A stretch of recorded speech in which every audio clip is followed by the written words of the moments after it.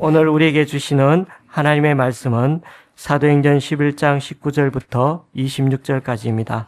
그때 스데반의 일로 일어난 환난으로 말미암아 흩어진 자들이 베니게와 구브로와 안디옥까지 이르러 유대인에게만 말씀을 전하는데 그 중에 구브로와 구레네 몇 사람이 안디옥에 이르러 헬라인에게도 말하여 주 예수를 전파하니 주의 손이 그들과 함께 하심에 수많은 사람들이 믿고 주께 돌아오더라. 예루살렘 교회가 이 사람들의 소문을 듣고 바나바를 안디옥까지 보내니 그가 이르러 하나님의 은혜를 보고 기뻐하여 모든 사람에게 굳건한 마음으로 주와 함께 머물러 있으라 권하니 바나바는 착한 사람이요 성령과 믿음이 충만한 사람이라. 이에 큰 무리가 주께 더하여 지더라. 바나바가 사울을 찾으러 다소에 가서 만나매 안디옥에 데리고 와서 둘이 교회에 1년간 모여 있어 큰 무리를 가르쳤고 제자들이 안디옥에서 비로소 그리스도인이라 일컬음을 받게 되었더라. 아멘. 이방 세계 최초의 이방인 교회로 세워졌던 안티옥 교회는 지중해의 섬 구브로와 북아프리카의 항구 도시 구레네에서 온 몇 사람에 의해 태동되었습니다. 그 몇 사람의 이름이 밝혀져 있지 않은 것은 바로 그 사람들이 하나님의 영광을 위해서 겸손하게 자기 자신의 이름을 가리는 그리스도인들이었기 때문입니다. 그들에 의해 태동된 안디옥 교회로 인해서 이방 세계인 안디옥에 생명의 역사가 일어나고 있음을 전해들은 예루살렘 모 교회는 바나바를 안디옥 교회 목회자로 즉각 파송했습니다. 안디옥에 이른 바나바는 하나님께서 이방인에게도 베풀어 주신 구원의 은혜에 감격해하면서 안디옥 교회 교인들에게 굳건한 마음으로 주님께 붙어 있을 것을 권했습니다. 그리고 투철한 청지기 의식의 토대 위에서 매사 하나님의 소명에 순종하고 하나님의 선과 하나님의 공의를 실천하는 바나바의 헌신으로 안디옥 교회에는 날로 더 많은 사람들이 모여들게 되었습니다. 안디옥 교회 교인들이 늘어나자 바나바는 자기 혼자 더 이상 목회를 계속하는 것은 자신의 능력 밖의 일임을 절감하게 되었습니다.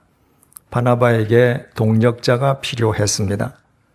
그때 바나바가 생각한 사람이 예전부터 바나바가 잘 알고 있던 그때까지 사울이라고 불리던 바울이었습니다. 당시 바울은 고향 다소에서 13년째 칩거하고 있는 중이었습니다. 바나바는 사람을 다소에 보내어서 바울로 하여금 자기 자신을 찾아오게 하지 않았습니다.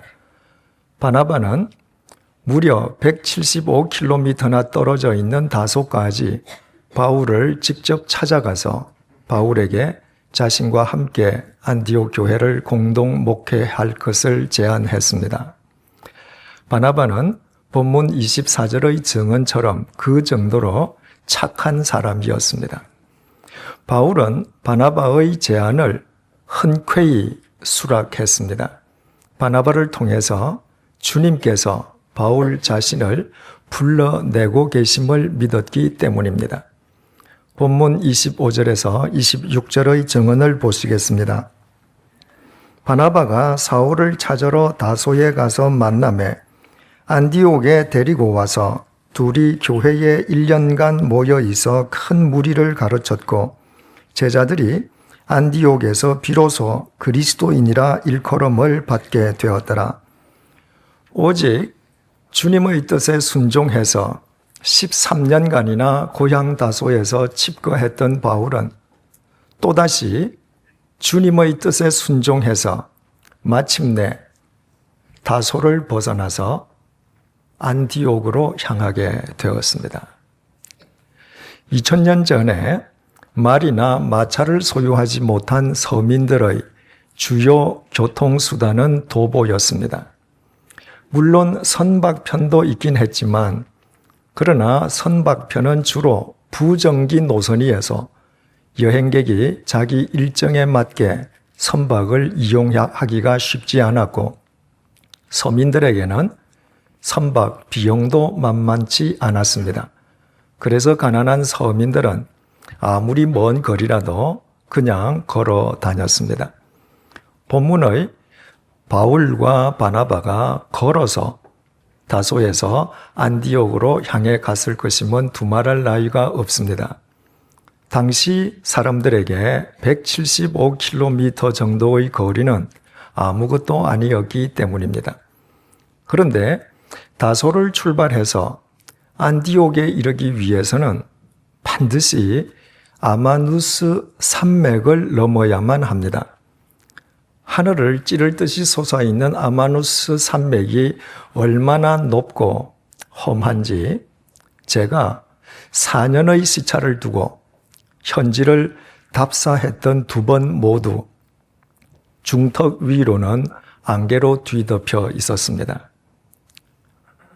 뱀처럼 계속 구불거리는 산을 올라가는 버스는 또 얼마나 힘들어하는지 용을 쓰는 버스의 엔진 소리에 제 숨이 헉헉 막힐 정도였습니다.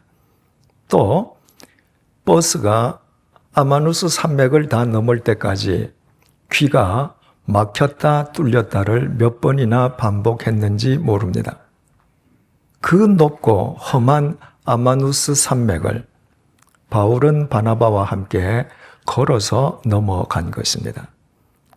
그러나 바울이 아마누스 산맥을 넘은 것이 본문이 처음이었던 것은 아니었습니다.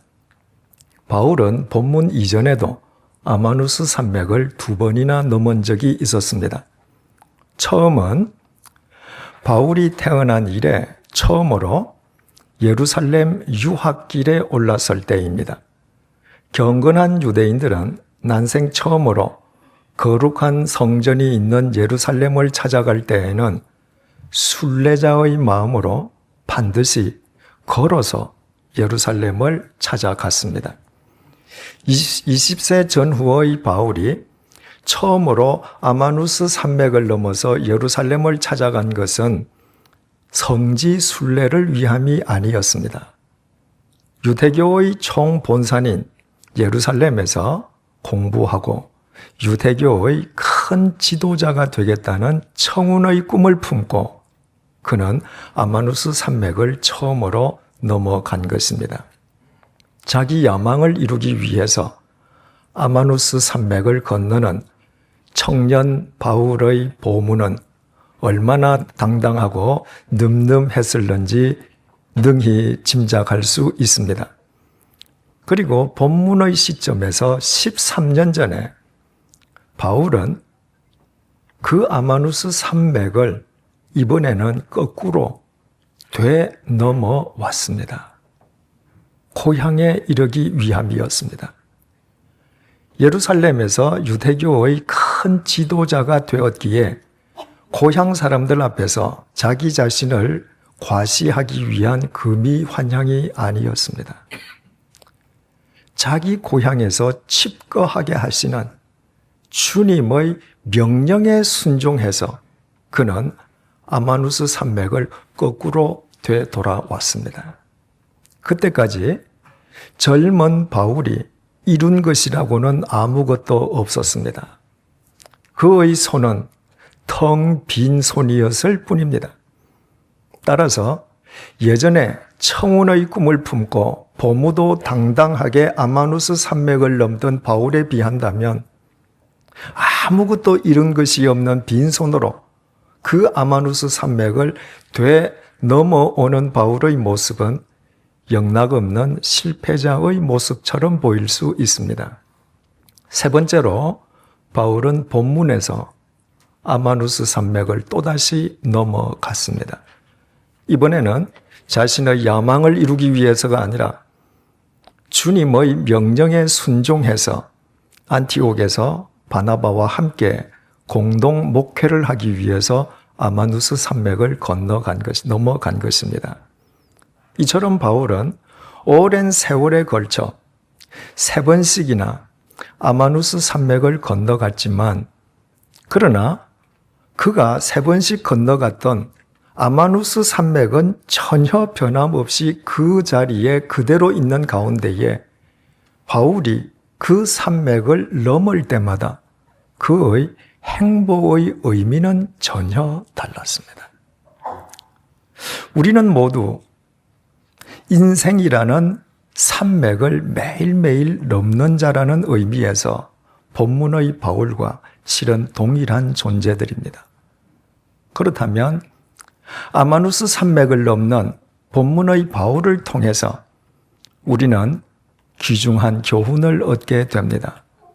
첫째, 자기 자신을 의지하고 인생 산맥을 넘는 것은 자기 생명을 스스로 해치는 백해무익한 자해 행위라는 것입니다. 20세 전후의 바울이 자기 야망을 이루기 위해서 보무도당당하게 아마누스 산맥을 처음으로 넘을 때 그때의 바울은 자기 자신을 신봉하는 자기라는 우상 숭배자였습니다.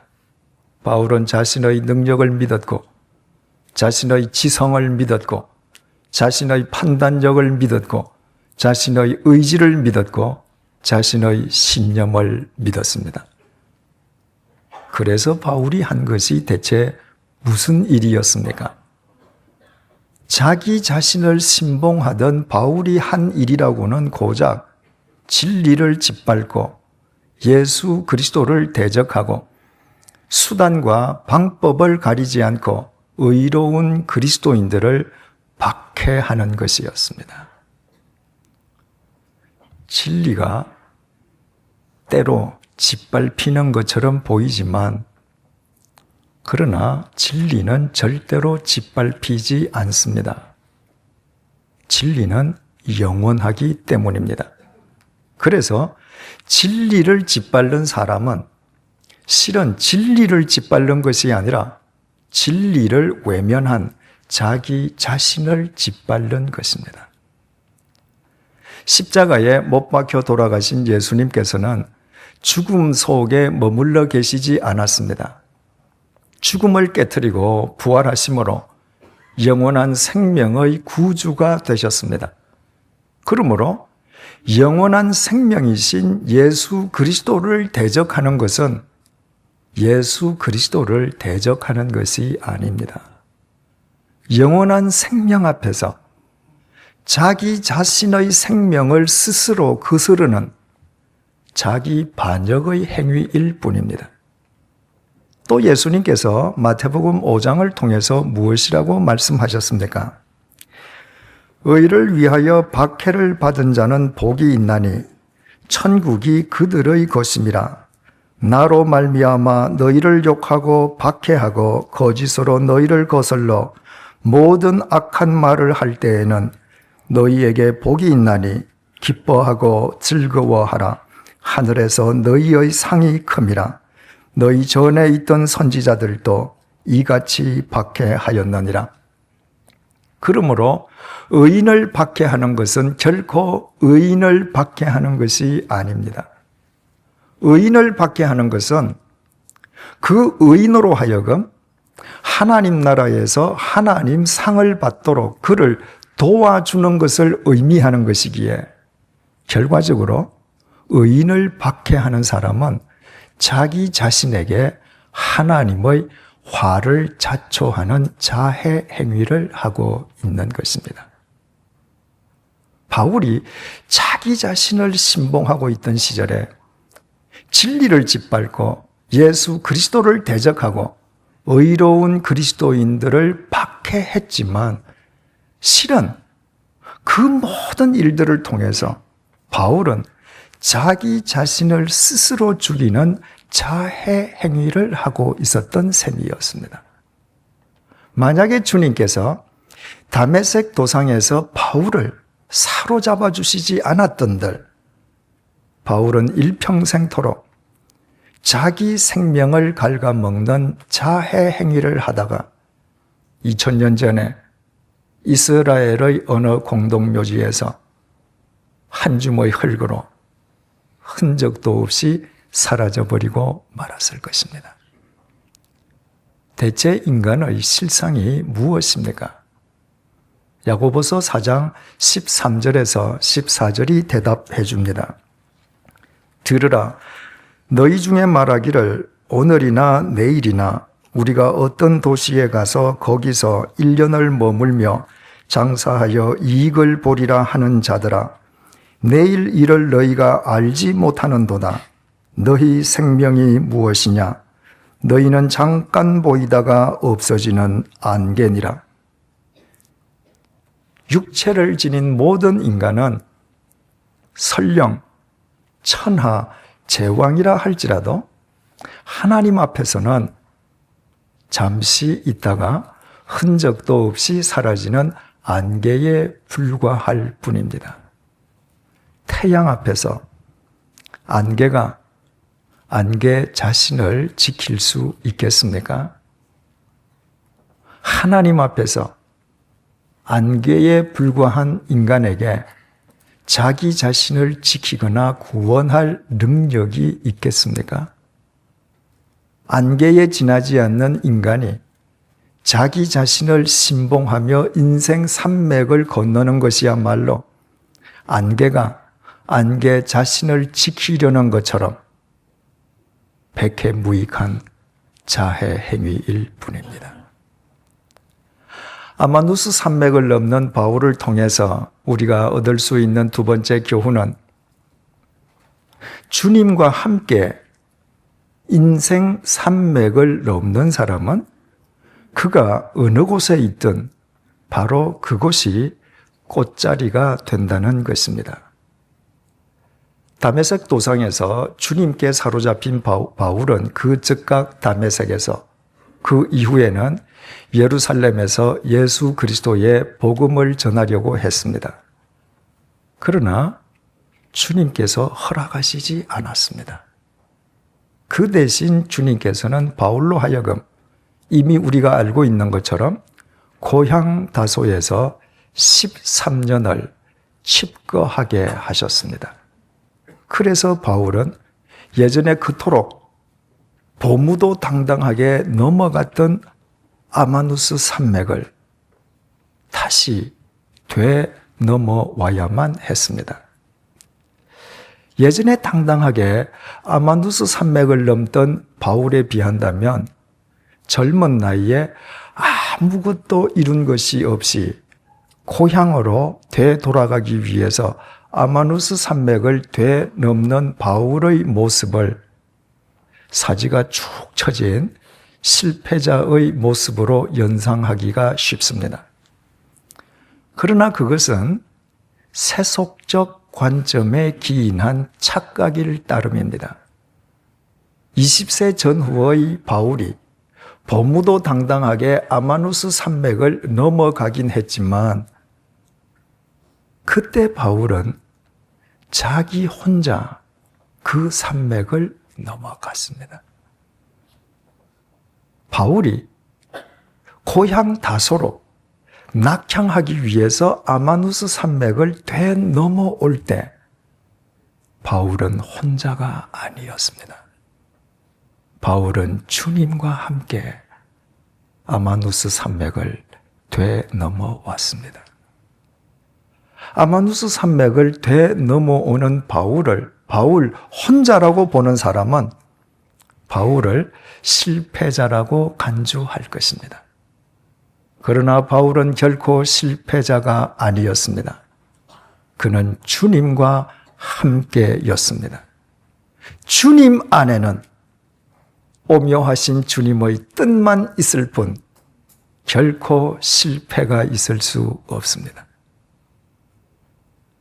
1년은 봄, 여름, 가을, 겨울 이렇게 4계절로 이루어져 있습니다.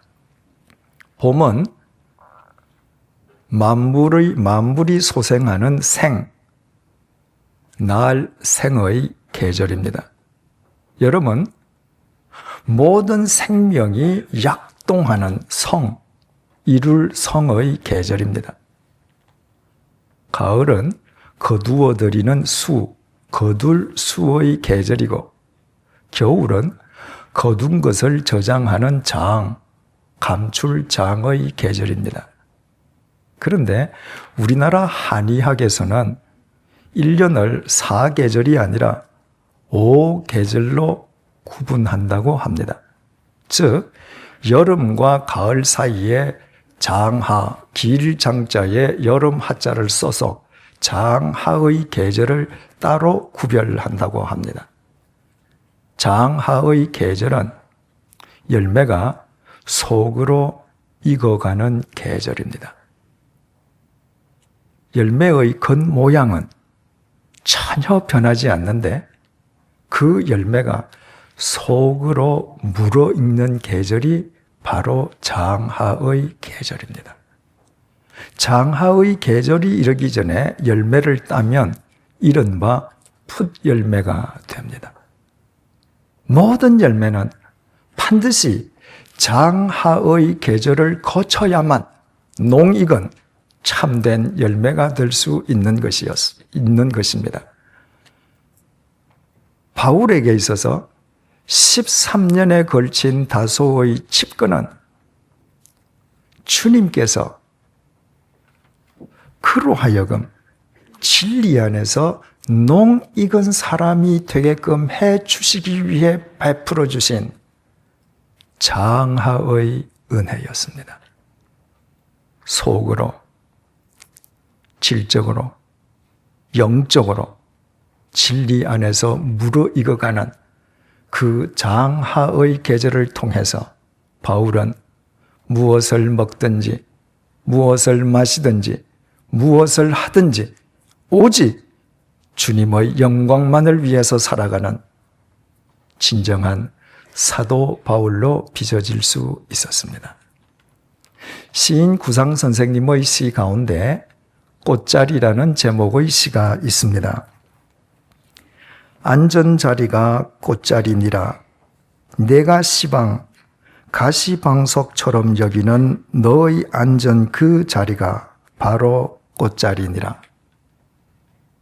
주님과 함께 인생의 산맥을 넘는 자에게는 소위 세상이 말하는 가시방석이 있을 수 없습니다. 주님과 함께 인생 산맥을 넘는 자에게 주어지는 모든 삶의 정황은 그를 진리 안에서 농익게 해주시려는 장하의 꽃자리이기 때문입니다. 이 사실을 일찍 터득했던 시편의 시인은 그래서 시편 119편을 통해서 이렇게 고백했습니다. 내가 고난을 당하기 전까지는 잘못된 길을 걸었으나 이제는 주의 말씀을 지킵니다. 고난을 당한 것이 내게는 오히려 유익하게 되었습니다. 그 고난 때문에 나는 주의 율례를 배웠습니다. 주께서 나에게 일러주신 그 법이 천만 금은보다 더 귀합니다. 아마누스 산맥을 넘는 바울을 통해서 우리가 얻을 수 있는 마지막 교훈은 주님과 함께 인생 산맥을 넘는 사람에게는 그의 지나간 그릇된 과거의 시간까지도 예수 그리스도 안에서 전혀 새로운 의미로 승화된다는 것입니다. 이미 말씀드린 것처럼 젊은 시절 자기를 신봉하던 바울은 진리를 짓밟고 예수 그리스도를 대적하고 의로운 그리스도인들을 박해하던 폭도에 지나지 않았습니다. 바울에게 있어서 그 기간은 없어야만 될 기간이었습니다. 그런데 그가 주님과 함께 인생 산맥을 넘기 시작하면서 그릇되었던 그의 모든 과거의 의미가 예수 그리스도 안에서 새로운 의미로 승화되었습니다. 본래 유대교 열렬 신봉자였던 바울은 구약 성경에 능통하지 않았습니까? 그래서 바울은 구약의 관점에서 예수 그리스도를 해석할 수 있었고, 예수 그리스도의 복음으로 구약을 재해석할 수 있었습니다. 바울은 유대교 최고의 스승인 가말리엘의 제자였지 않습니까? 그래서 바울은 신약 성경을 3분의 1이나 기록할 수 있는 지적 능력을 갖추고 있었습니다. 바울은 예수 그리스도를 대적하던 사람이 아닙니까? 그래서 바울은 예수 그리스도를 대적하는 사람들에게 긍휼한 마음을 지닐 수 있었습니다. 바울은 의로운 그리스도인들을 수단과 방법을 가리지 않고 박해하던 격정을 지닌 인간이지 않습니까? 그래서 바울은 그 격정으로 주님을 위해 돌팔매질을 당할 수도 있었고, 끝내는 주님을 위해 참수형까지 감수할 수 있었습니다. 마치 쓰레기처럼 폐기되어야만 했던 그의 그릇된 과거의 모든 경험들이 주님과 함께 아마누스 산맥을 넘는 바울에게 더없이 귀중한 신앙 자산으로 승화된 것이었습니다. 그래서 바울은 본문 이후에도 2번 더 아마누스 산맥을 걸어서 넘어갔습니다. 안티옥 교회를 목회하던 바울이 2차, 3차 선교 여행을 떠날 때 2번 모두 아마누스 산맥을 넘어 북쪽으로 걸어서 올라갔습니다. 이처럼 오직 주님을 위해 주님과 함께 아마누스 산맥을 기꺼이 넘던 그 바울에 의해 소아시아 반도가, 유럽 대륙이, 인류의 역사가 새로워지게 되었습니다. 주님을 위해 기꺼이 아마누스 산맥을 넘는 바울이야말로 주님과 함께 인생의 산맥을 넘는 자를 주님께서 얼마나 아름다운 도구로 쓰시는지 우리에게 생생하게 보여주고 있습니다. 모든 인간은 매일 인생이란 산맥을 넘는 존재들입니다. 어떤 사람은 청운의 꿈을 품고 보무도 당당하게 지금 인생 산맥을 넘고 있을 수 있습니다. 어떤 사람은 이미 자신의 야망이 무산된 채 마치 실패자처럼 예전에 그토록 당당하게 넘어갔던 인생 산맥을 거꾸로 되넘어오고 있을 수도 있습니다. 어떤 사람은 또 다른 인생 계획을 위해서 인생 산맥을 한 번 더 또다시 넘고 있을 수도 있습니다. 이처럼 인생 산맥을 넘는 사람들의 모습과 그 행보의 의미는 이 세상 사람들의 숫자만큼이나 각양각색이지만 중요한 것은 오직 주님과 함께 인생 산맥을 넘는 사람의 인생만이 영원한 가치와 의미를 지닐 수 있다는 것입니다. 아무리 자신만만하게 보무도 당당하게 인생 산맥을 넘는 사람이 있다 할지라도 그의 행보가 예수 그리스도와 무관하다면 그가 길을 쓰고 넘어간 인생 산맥 너머에서 그를 기다리는 것은 공동묘지일 수밖에 없습니다. 자기를 의지하고 인생 산맥을 넘는 것은 자기 스스로를 죽이는 자해 행위에 지나지 않기 때문입니다. 사람이 이 세상에 태어나서 단지 죽기 위해 길을 쓰고 인생 산맥을 넘어간다면 그보다 더 어리석은 사람, 더 어리석은 짓이 어디에 있겠습니까? 사랑하는 교우 여러분, 우리 모두 본문 속의 바울처럼 오직 말씀과 기도를 통해 주님을 모시고 주님과 함께 주님 안에서 매일 인생 산맥을 넘어가십시다. 우리가 주님과 함께 매일 인생 산맥을 넘는 한 설령 내가 실패자처럼 예전에 당당하게 넘어갔던 인생 산맥을 거꾸로 되넘어오고 있다고 해도 아무 문제가 될 것은 없습니다. 우리가 주님과 함께 인생 산맥을 넘는 한 설령 우리가 빈 주머니, 빈 손으로 인생 산맥을 넘는다 해도 아무 상관이 없습니다. 우리가 주님과 함께 인생 산맥을 넘는 한 우리에게 주어지는 모든 상황은 우리를 진리 안에서 농있게 해 주시려는 장하의 꽃자리일 것이기 때문입니다. 우리가 주님과 인생 산맥을 넘는 한 지난 세월 동안 어긋나고 그릇되었던 우리의 모든 과거의 의미마저도 예수 그리스도 안에서 새로운 의미로 승화될 것이기 때문입니다. 우리가 주님과 함께 인생 산맥을 넘는 한 우리의 삶을 통해 이 시대를 위한 주님의 뜻이 반드시 이루어질 것이기 때문입니다. 기도하시겠습니다. 주님, 나는 그동안 나 자신이라는 우상을 숭배해 왔습니다.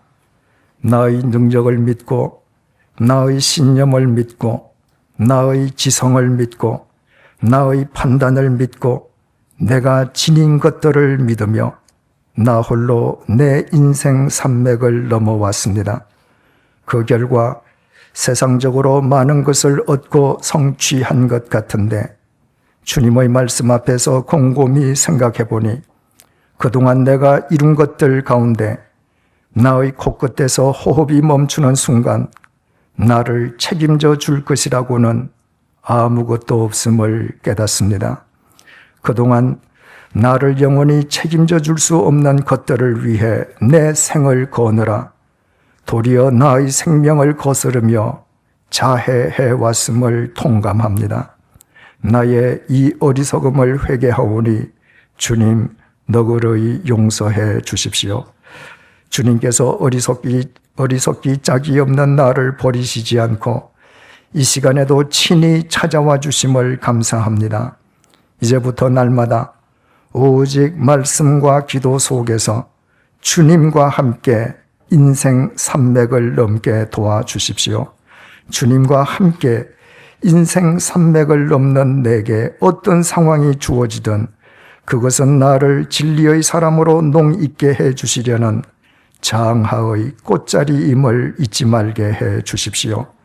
주님과 함께 인생 산맥을 넘는 한 비록 내 자신은 볼품없고 나의 손과 주머니는 비어있다 해도 그것은 아무 문제가 되지 않음을 깨닫게 해 주십시오. 오히려 내가 볼품없기에 나를 통해 주님께서 드러나시고 나의 손과 주머니가 비어있기에 주님의 것으로 채워지는 진리의 역설을 경험하게 해 주십시오. 오직 주님과 함께 인생 산맥을 넘음으로 지난날 무의미하게 벌어졌던 나의 시간들과 경험들마저 주님 안에서 새로운 의미와 가치로 승화되게 해 주십시오. 그리하여 주님과 함께 인생 산맥을 넘는 우리로 인해 이 시대 속에 매일 새날 새 역사가 펼쳐지게 해 주십시오. 예수님의 이름으로 기도드립니다. 아멘.